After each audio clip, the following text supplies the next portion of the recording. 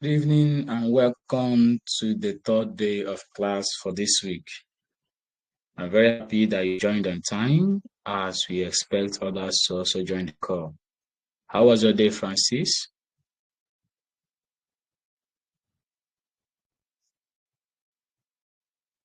Francis, can you hear me? My day was okay, sir. It was fine. How was yours? Okay. Okay. We thank God for everyone. So Okay, sir. while we continue our class for this night, we also encourage the other fellows to please make sure that they join the call so that they don't miss out in the in-house discussions we are going to be having in this particular discussion. All right. To kick off for tonight's class, we are going to have summaries of our discussions so far. We are going to see what we have discussed so far in the first 2 days of class. In the first 2 days of class, we have seen that data analysis or data analytics is a process of collecting, preparing, processing, and storing data for insights and to make data-driven decisions. And we've seen that when it comes to data analytics, we have to develop important 5 essential skills that will help us to become indomitable in this data industry. And amongst those skills, we need to actually be very good at the soft skills.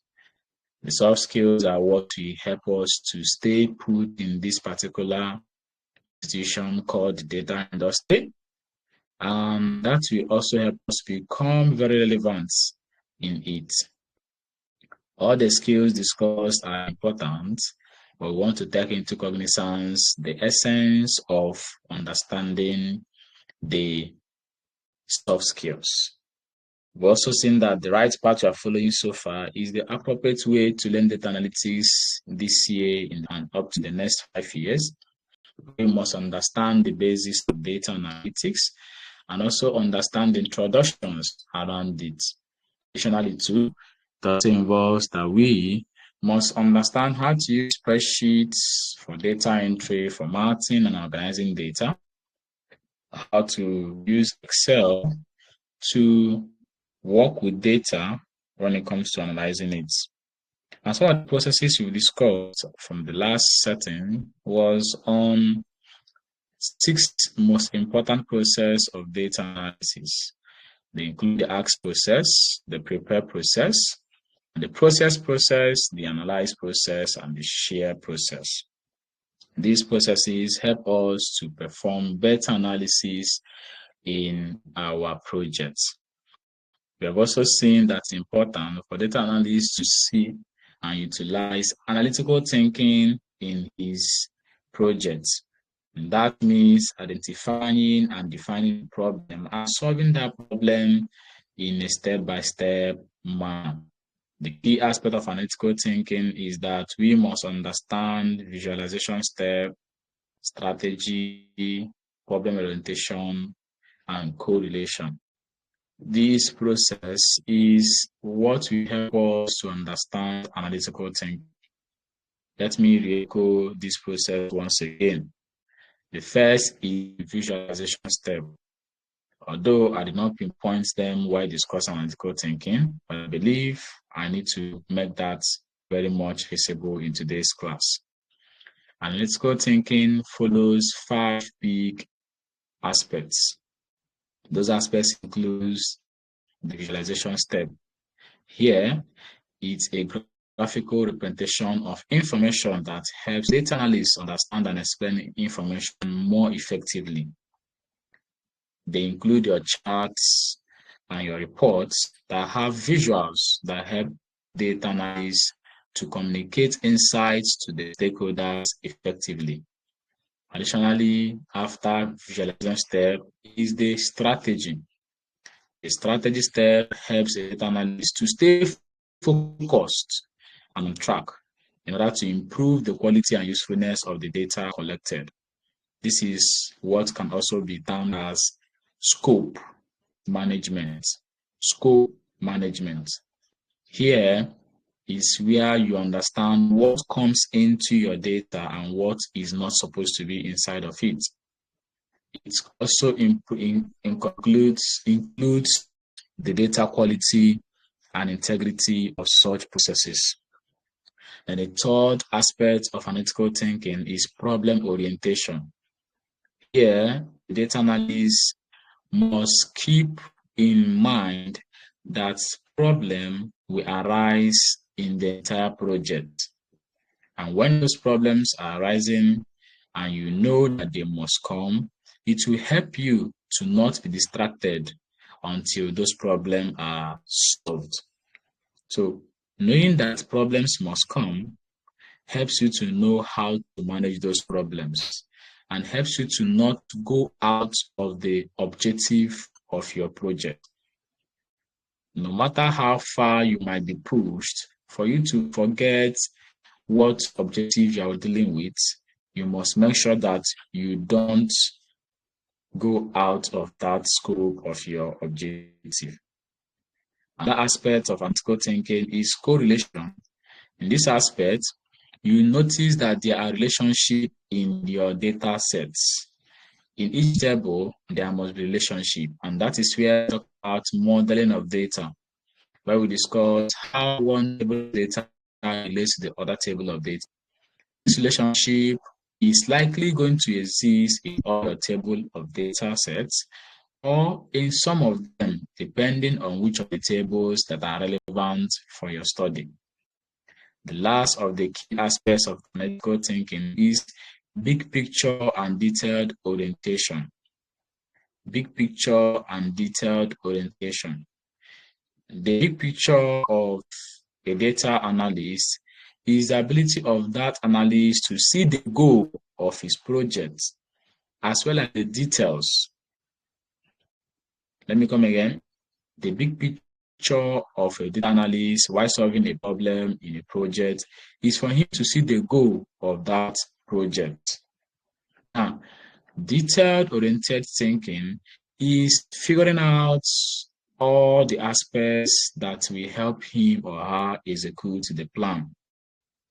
So when an analyst utilizes these aspects of analytical thinking, he or she is virtually going to become indomitable in this particular data industry. Why do we say so?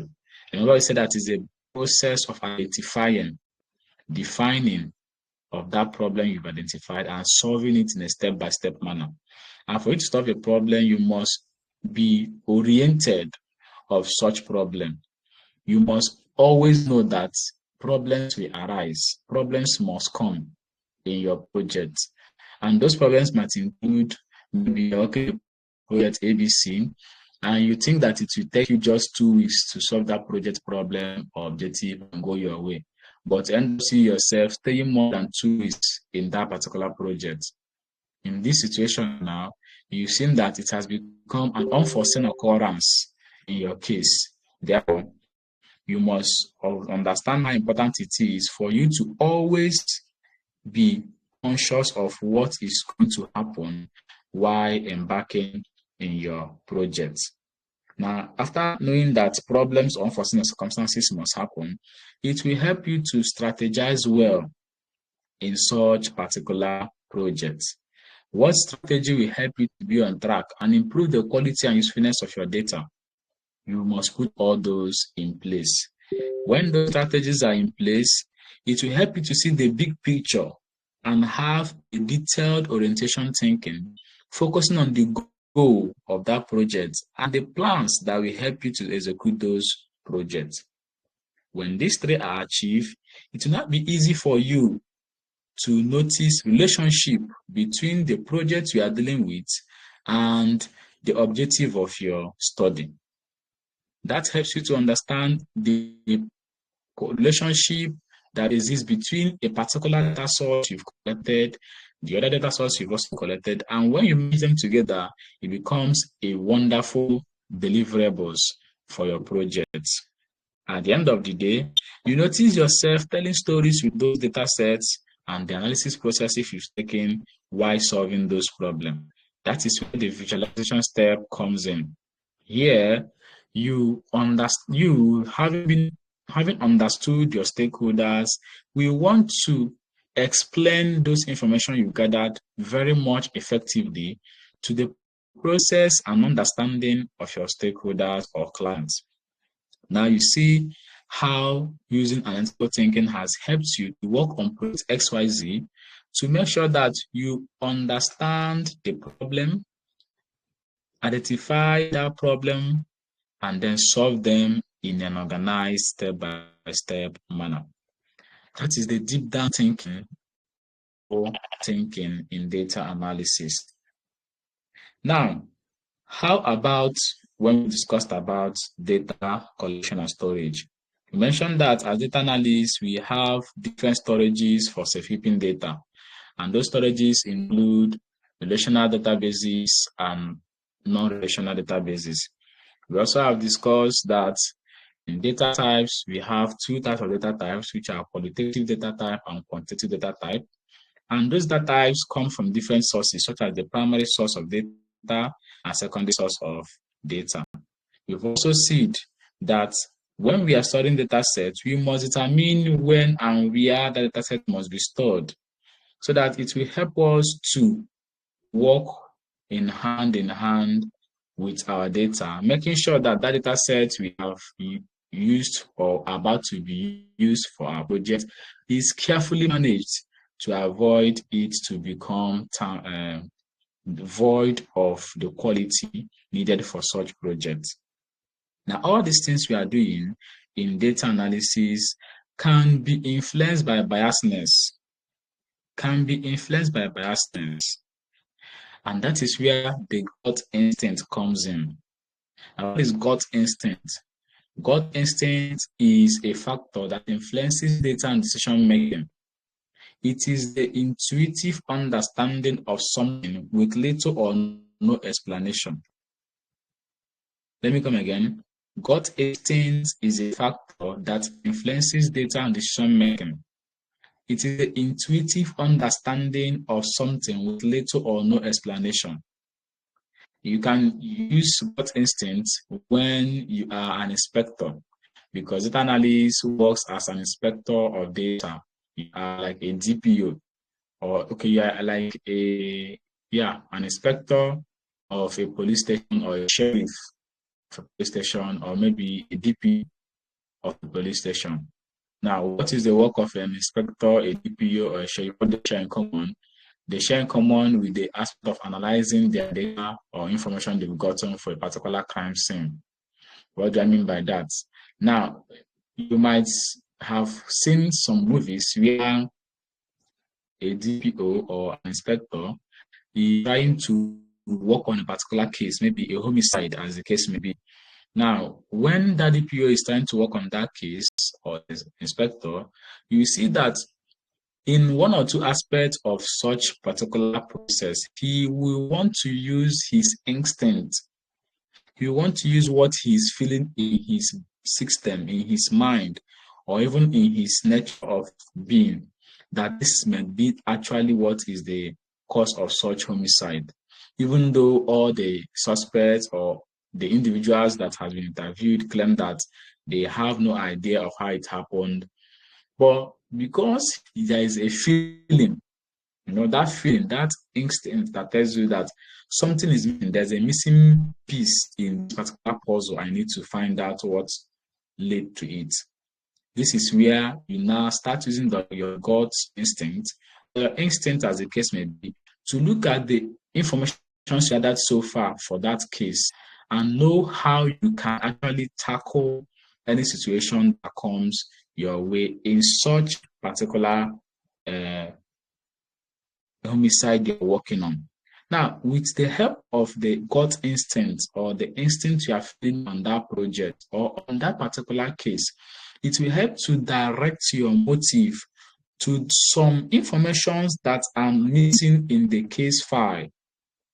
Then you see yourself asking some questions to maybe your sergeant or your deputy who might be missing those questions in the first place. Now, when you are asking those questions to actually understand what happened in that homicide, you see that those missing pieces in the puzzle are now being connected in order to serve the purpose of the case you are dealing with. Now, when you have used your instincts coupled with the information you've gathered so far from the case, it will help you to make a defined decision based on numbers, on figures, on the correlation, on the causation of a factor that can lead to the homicide. When these two are meshed together in solving data problem, it will help the analyst in question now, the inspector, to find the right suspects whom is actually the cause of such homicide. Now you see, this analogy I just used is the same thing that happens in solving a data problem in our projects. You may read the data set, understood the objective of study, the goal of that particular project, and the other needed aspects for you to understand. But something else is still missing because you find that the data you are using or you have access to might actually serve the purpose of what you want to derive in that particular project. Now, this is where you use your instinct to say, this particular data will not actually be suitable for me in this project. Or there are still some questions I need to ask my stakeholder to understand what he is saying. In this regard, you are trying to use instinct coupled with the facts or numbers you have in your data to know what is actually the main objective of your course of study or project of study. So at the end of the day, you end up delivering data-driven, relevant conclusion, which will help the stakeholder to make also data-driven decisions. All these are the things we do as analysts that helps us to make sure that we become valuable in this industry.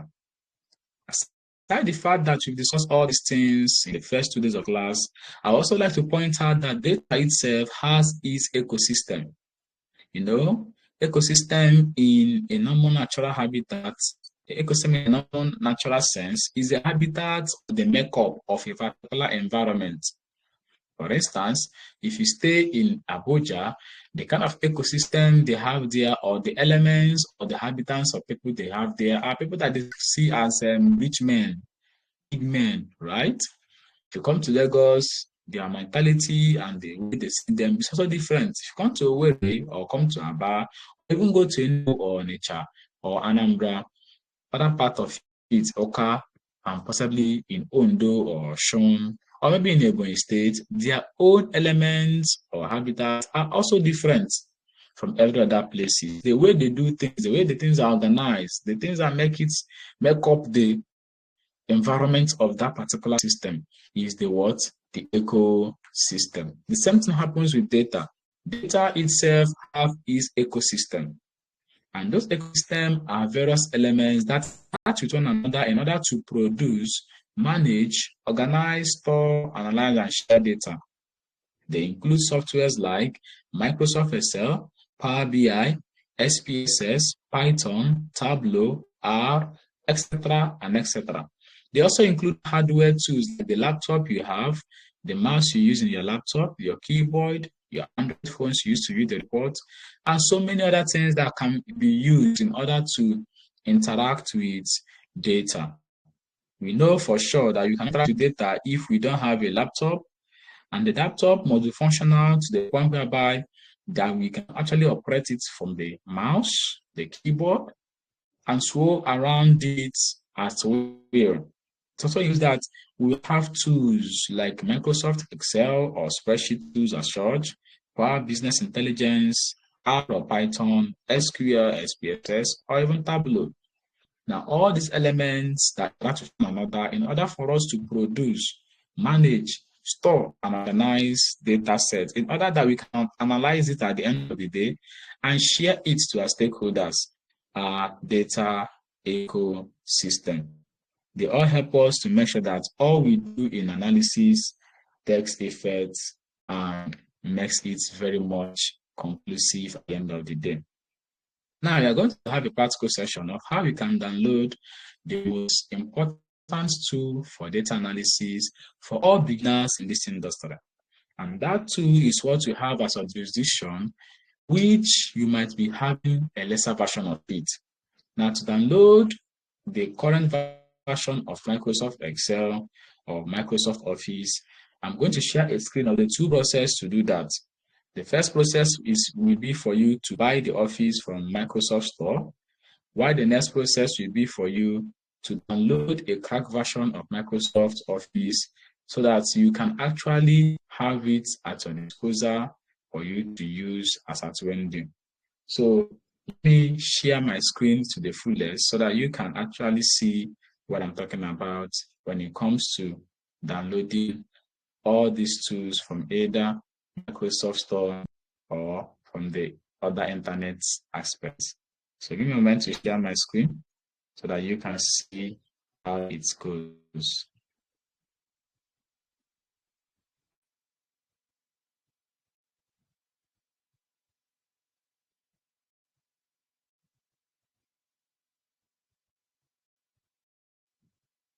So I'm sharing the entire screen. Can you confirm you can see my entire screen, please?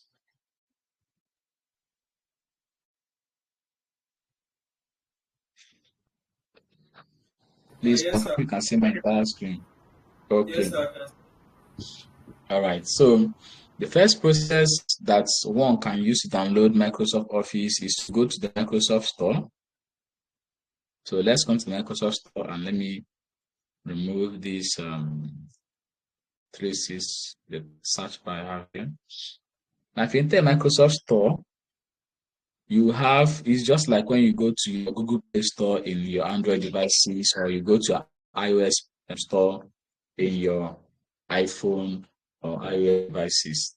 When you enter in any of these stores, you notice that it is still the same. The difference is that this is PC, right? Or desktop. You have your home, your gaming, your apps, what is new, your downloads, and your library. So in your home menu, in the home menu of this Microsoft Store, you notice that there are different games, applications that you can actually download into your PC for use. All right. And some of these applications or games are free of charge for those who want to have them, as the case may be. While some of them are paid, some are on discount, some are full complete payments. So these are all you need to get started with downloading Microsoft Office. Now, when you get to the home menu here, you see the search bar just at the top. When you click on the search bar, you can then type Microsoft Office. You can then type Microsoft Office. Some persons prefer to type Microsoft Excel when they want to just download Excel alone, but we want to download Microsoft Office, right? So when you hit enter, the search bar filters out all we need for Microsoft Office. And because this is Microsoft Store, it can give you related tools for the analysis for the package you are looking for, right? These are all related tools for what you are looking for. But if you want to download the full complete Office, you notice here that there is one they call Microsoft 365 Personal, and that one is cost in Nigerian Naira 71,999. Then Microsoft 365 Office Family, it's cost 88,999. Then Microsoft 365 Copilot, this one is for free. This one is next before after it is WPS Office Suite for PDF, Docs, Spreadsheet, and the rest of them. So these are the things you see when you type in Microsoft Office, right? Then you see another one here says needs Office, Docs, and PDF Editor. You see it? Then the next one is Office Suite, Office Pack, and PDF Editor. So all these are what you see in the Microsoft Store, okay? But when you now type in Microsoft Excel, you see different versions of Microsoft tools for Excel. Now, this part of Excel is paid. Look at it here, it's paid only for Excel alone. Then you have the one that's called XLXX spreadsheet. This one is free of charge. You can get it for free, which can actually be used for your entering of data and visualizing data. But some transformations we have in Excel, normal Excel, Microsoft Excel, is not applicable for this. This is just for spreadsheet functions and creating small basic formulas, but are not used for in-depth analysis like we use in Excel. And you also see related tools such as what you are looking for, right? So you notice that you cannot take Excel, the usual Excel we know, for free here in Microsoft Store. You must pay for it. So when I click on it, let's click on it now, it gives me the whole feature that is contained in this Microsoft Excel, the entire feature of itself. So we have this Excel, it says Excel is part of Microsoft 365 Personal. So I can still say after downloading Excel, paying for Excel alone, I will download and pay for Microsoft Word and also do for PowerPoint, because these are the three most essential tools in Microsoft offices, right? But if I say, okay, so I need to pay for each of them individually, I can just go to my normal Microsoft 365 and pay for the entire office for the day, all right? So these are the pricing that comes with getting Excel only with Microsoft 365 Personal. Now, when you do that, you also have this other tools added to you, aside you purchasing Excel and the Microsoft Office 365. Now, here in Microsoft Store, we buy some of the tools buyable, while those who are free, we get them for free. So that is where you can go and get your most effectively updated Microsoft Office 365 Excel for your personal usage. But if you want to get it for free, whereby you need to pay anybody to give you the software or pay anybody to get it, but you just want to use your data.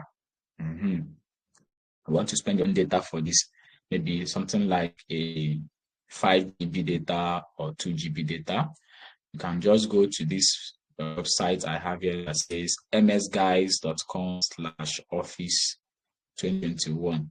So why am I using this particular website? Is because this is the most efficient and effective website that gives you updated Microsoft package Office, right?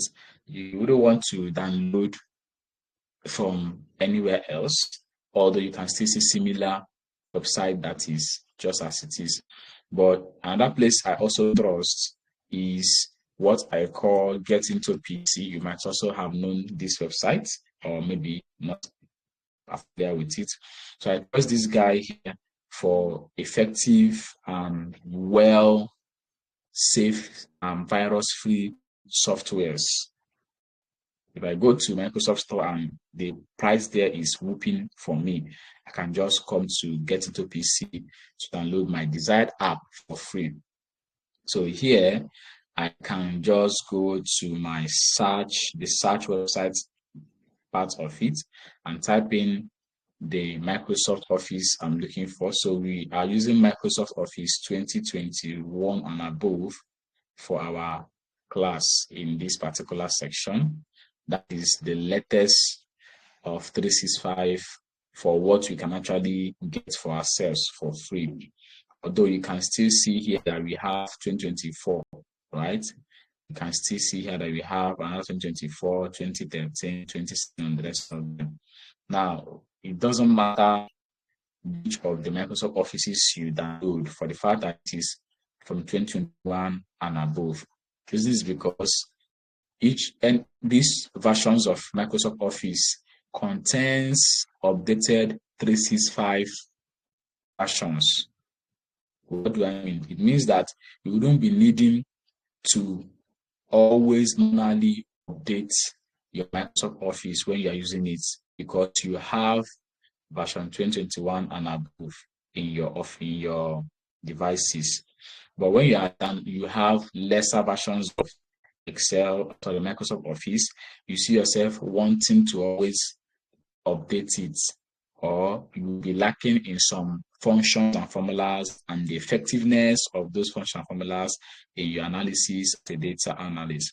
So we always recommend that you have Microsoft Office 2021 and above fully activated and functional with an account in Microsoft for you to get started. Or you can go to the Microsoft store and buy just normal Microsoft Excel 365, which you can always subscribe monthly or yearly, as the case may be. So here, you can choose to download the first option we have here, which is Microsoft Office Professional Plus 2024, or we can streamline our search by saying we want to download just Microsoft Office 2021, right?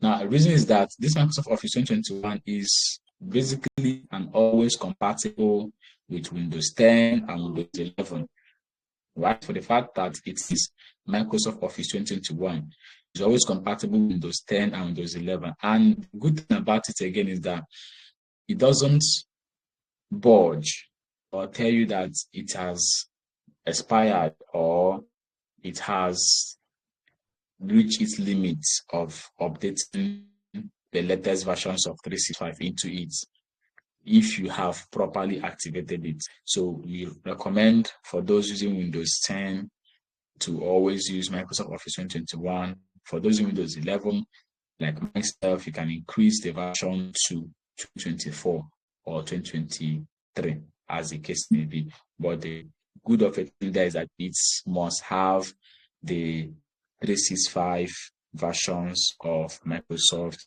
Office in it. So after you guys have downloaded this particular Microsoft Office 2021, maybe the August Pro or the May Pro, so you go for the August Pro. Now, if you click on it, you see that it will lead you to download. When you scroll down, it will give you all the whole specifications, what it comes with, right? And the system should be there before it can be able to be downloaded. Like you see here, your software setup file and the size, then the mechanical compatibility of your system, etc., etc. They are all required here. Then once that is done, you now see where the button that says download 64 bits x64. Now we download it. When you click on this, you start loading. The password to open the zip file is 123. As always, that is for getting to PC.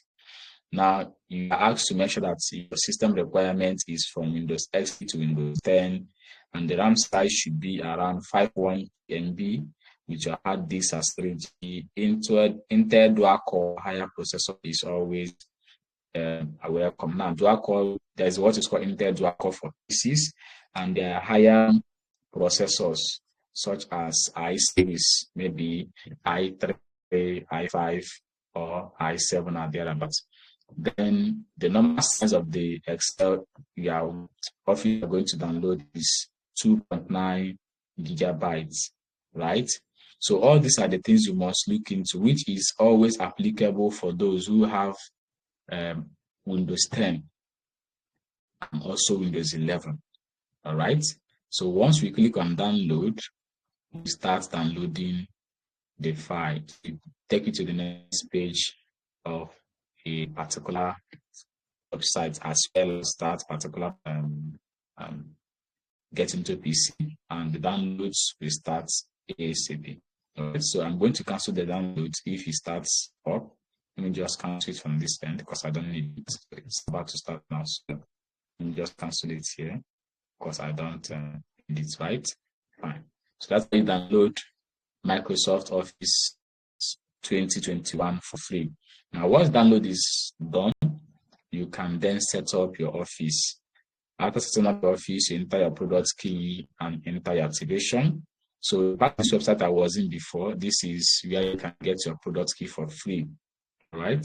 You can get product key for free right here. So when you now scroll up, you will see how you can get product key for free to activate your Microsoft Office. Now, this is how it will look like on your desktop or downloads. After downloading done, You always click yes to it. Then this will start showing you that the Office is being installed, because Office contains about 7 different tools for your programs and projects.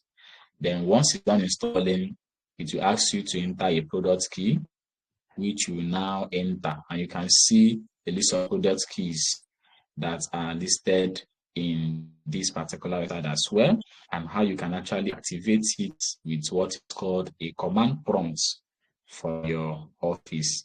Now, once Office is done, your Microsoft Office will be properly activated and fully backed up with all the necessary arsenals you need in every of the two, be it Excel, be it Microsoft Word, be it PowerPoint, Teams, etc., etc. They will all be actively in place. Now, once that is done, we can now go to our Windows tab, and you see we have all the tools coming from Microsoft Office just placed here in our first screen. So I pinned them there. You can also see some of the tools here like Access, and you keep scrolling, you see Excel, and you keep scrolling, you see other tools from Microsoft Office. Now, this process is how you can download the latest version of Microsoft Office. Now, what does this activation lead to? Right? It makes it possible that whenever you want to update your Microsoft Office, it doesn't even need you to always click on activate or update. There's a setting you will go to for you to automatically have it on that automatic update. But by default, although it is an automatic update, so whenever your internet connection is on, your Office refreshes to get latest updates from Microsoft because it's fully activated. That is how best to work around it. So always, if you want to work on it to get some updates, you can leave your internet on. Internet user like myself on the PC every time. You can actually do your way around this. So here now, you want to open our Microsoft Excel. As a new user of Excel, you might not see all these recent favorites as I'm seeing mine here. All right, you are definitely going to see the new, which will tell you good evening. And by default, Microsoft traps in your already existing account in your desktop. So every desktop has an account inside of it, and when that account is active on your desktop, all the tools you use will be linked and sync into that account. Now you can see over here that my own Microsoft Excel is linked to my account, which is my primary personal account, signed into it. So here I can communicate with my team from the Microsoft communities, or I can even get updates that are interested versions of what I will need to solve my problems. So in the home view here, in the environment or interface of Excel, we see that you have new, recent, and favorites. So for some of us who might actually have any recent work, this guy will not be here for you, okay? But as time goes on, you see them coming up here for you whenever you open Microsoft Excel. Then you have templates for you to work with in Excel, which makes it easy for your work to come by. Right? If you click on the more templates, it will load up more templates for you. And this more templates is in relation with your internet connection. So it will not work if you don't have internet connection in your laptop or desktop. So if you click on that, you see it will tell us to go to so many places. Like other analysis tool, Excel has its tutorial. There is what is called Welcome to Excel tutorial, Formula tutorial, Power Query tutorial, Pivot tutorial, Beyond Pie Charts tutorial, and this organization chart from data, right? These are the tutorials you can get from Excel on suggestion notes, but you can still go to other buttons or menus such as business. If you go to business, you see templates for business. right? If you go back, it's a template for business, all right? And templates for business. Maybe you are looking at designing or working on social media management data, or you're looking into your expense report as a human who wants to track his or her expenses, or you want to look into your traveling expenses calculator or transportation calculator, or even some other things you want to look out for using the business templates. You see that you can actually any template of choice in your business button in the Excel home page. And when you go back, you can for personal.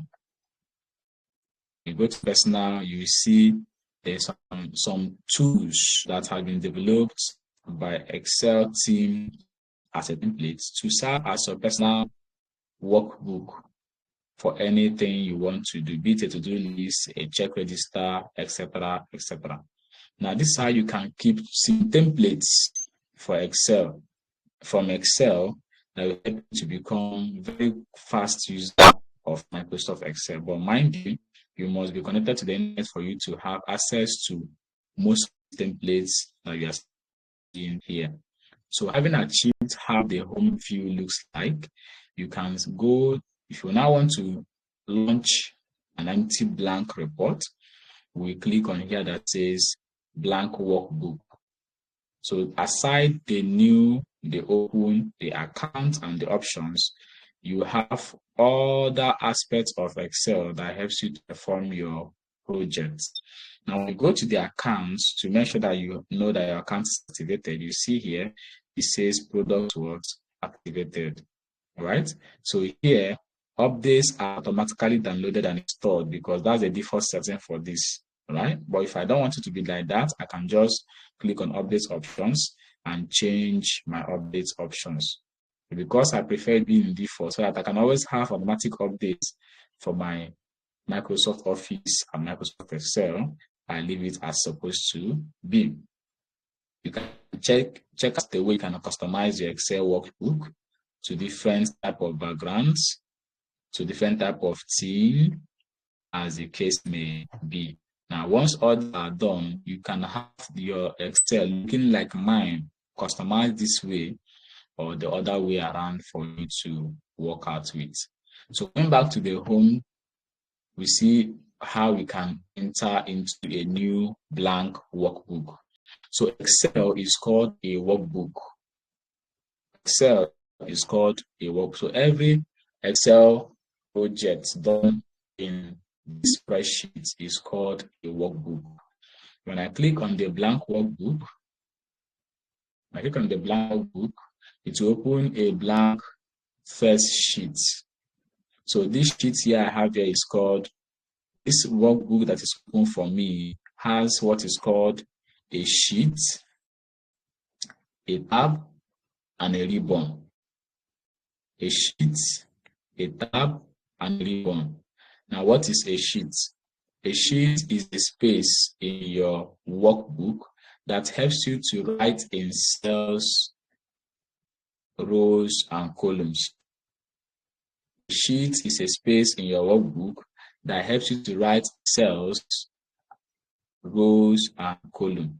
So let me focus on sharing just for the Excel worksheet so that we can see clearly what we are having here in our disposal. Fine.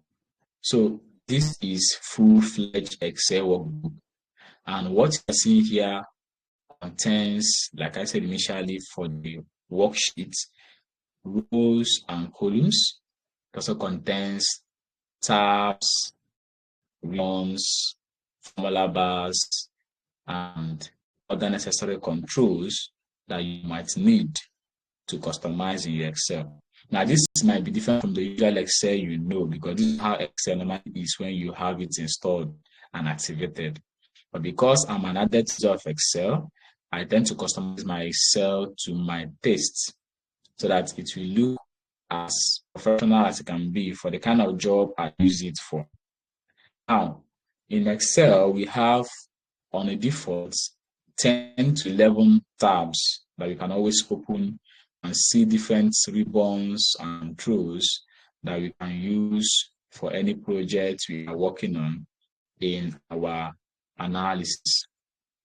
All right. So don't panic if your Excel is not looking like mine yet, but we believe that it will come to look like mine when the time is right. So all these I'm clicking are called tabs. Tabs. We have the home tab, insert tab, the draw tab, the page layout, the formulas tab, the data tab, the review tab, the view tab, below tab, help, down to the Sally tab. But among all these tabs, the most go-to tab that data analysts will refer to whenever they're analyzing data is the data tab. The data tab is the most go-to tab that every data analyst that uses Excel rushes to. Is our helper, is the engine of data analysis in Excel. So it's the most go-to tab for analysis. Aside data tab, the next tab that we also will always go to when we want to analyze data, especially when it comes to organizing data and formatting data, is in the home tab. In the home tab, we go to the home tab whenever we want to organize data and format data. But when we want to build some charts and possibly a report, a visual report, or a dashboard in Excel, we go to the insert tab. So the insert tab is our go-to whenever we want to insert any element in Excel, be it a picture, a table, an icon, a shape, or even text screenshots, and also the most popular of them all, inserting charts. So Excel contains a lot of charts that we can think of in our tabs. So here are the charts we can use for the charts ribbon or chart control whenever we want to insert charts in our analysis. These charts also include the map and the pivot chart. And Excel also have other controls in the ribbon that we can actually use to insert text. Because most times you might want to type a text in between more than 4 columns or in between rows that contains columns and cells. So we go to the text box or the text control ribbon to see the text box or word ads that will help us to insert a text in the row or rows that we desire. So, like I said before, let me re-echo it. If we want to analyze data in Excel, our go-to tab is the data tab. The data tab is where we analyze all necessary things we need for the project of analysis in Excel. So it's our go-to data, is our go-to tab for analysis. Then the home tab is our go-to tab and formatting data. Whenever we want to organize my data, we always jump into the home tab. Here we have all necessary controls in the ribbon of the home tab that helps us to format and edit our data. You are seeing some foreign tools here. I can know and I can say that your mind has been chopping off and down. What is Python doing in Excel? And what is ChatGPT doing in Excel? Well, we'll come to that when the time is right. All right. So don't bother yourself about this. We are going to all set up this tool of analysis when the time comes for us to do so. The home tab contains all necessary ribbon that helps you to format and organize the data.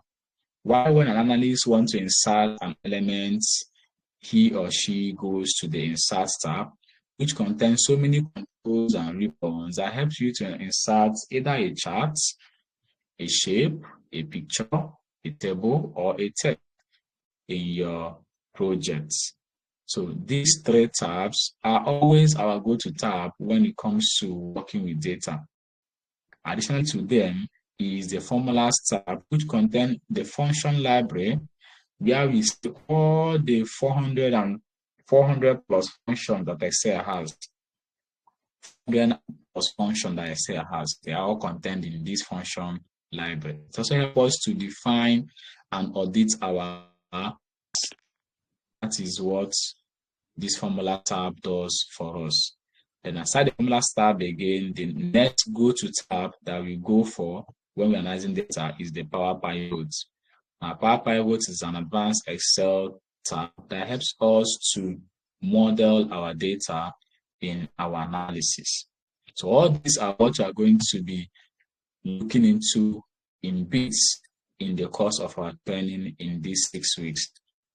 And bear in mind that Excel is made up of over 1 million rows of data. So let's go to the last row of data, last row of Excel now. As in it here, it contains 1,048,576 rows. You can see here 1,048,576 rows of sheets data. So here is our maximum number of rows Excel can contain, 1 million. And this is why I say it cannot be used to analyze large expanse of data. It can only be used in a threshold of 5,000 rows of data, or in a threshold of 20,000 rows of data from my experience working with Excel. All right. So any number of rows that passes 20,000 or passes 15,000, it might cause your Excel workbook to lag. So in that, guys, now you talk about using other tools like a business intelligence tool like Power BI, Tableau, or even use your SQL queries like dialects to get the necessary rows and columns you need for analysis and using the entire data set. Now, apart from having up to 1 million plus rows of data, columns, 1 million plus rows of data, Excel also contains over 400 plus columns. Now look at the last column of Excel, that's XFD, as you can see here on the column header, XFP. So that XFP is the last column of Excel, which is the I don't think I remember the actual number of this man, but I believe all we have in the columns of Excel supersedes 40 plus columns of data in this particular worksheet. So a particular worksheet is the content of what we are just flowing through. And I want to create a new worksheet. I just have to click on the plus icon here and I create a new worksheet. And by default, Excel will call it sheet 2. Click again, Excel will call it sheet 3. Click again, sheet 4. Click again, sheet 5. Click again, sheet 6. So I can create up to 40 sheets in a particular workbook. That is why some persons, if you bring out the Excel workbook, it contain tens of sheets, all in one Excel workbook. So what we have done today is to help us see how we can download Excel for analysis and the components that are involved in Microsoft Excel. We've also seen the vision that comes from the previous classes we had, and we've also seen what is involved in data ecosystem, what's also involved in data critical thinking, and how we utilize it while working with data. From our next week of class, we are going to see how we can organize, organize and format data in Microsoft Excel. And that will usher us into the functions and formulas of data analysis, which Excel contains up to 400 plus of them in the data set. Like I said initially, I have shared the link of your data sets on the drive. So please do justice by going to that drive to download that particular link so that you can have your data sets handy. And whenever they jack, you're already there and we are good to go. Because starting from week 2, which is from Tuesday next week, we are going to start using all those data sets for our class practice. So this marks the end of today's class and class for this week. Please ask your question if there's any, and maybe we'll answer it before we leave the class.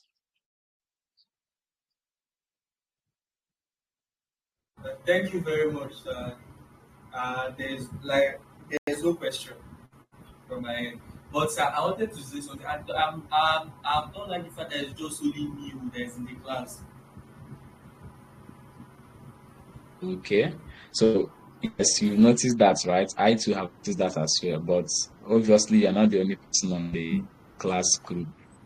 But we will try to speak to other class members to see what is the problem they are having that's making them to join the class as when due. Remember, they should remember that assessment will come and grading. We also follow the assessment, and we always love to follow the leaderboard as the case may be. So within the weekend, we are going to share the leaderboard, and that leaderboard will contain the attendance for the day, which will be marked by myself, because it is those who we see in class we also mark attendance. But if you have to share attendance link, everybody can just go and fill it, right? So to avoid such biasness, myself, who knows those who are in class, will be the one to mark the attendance from the leaderboard, and it will count as part of your assessments that will guarantee you being a complete and certified analyst from Mdth.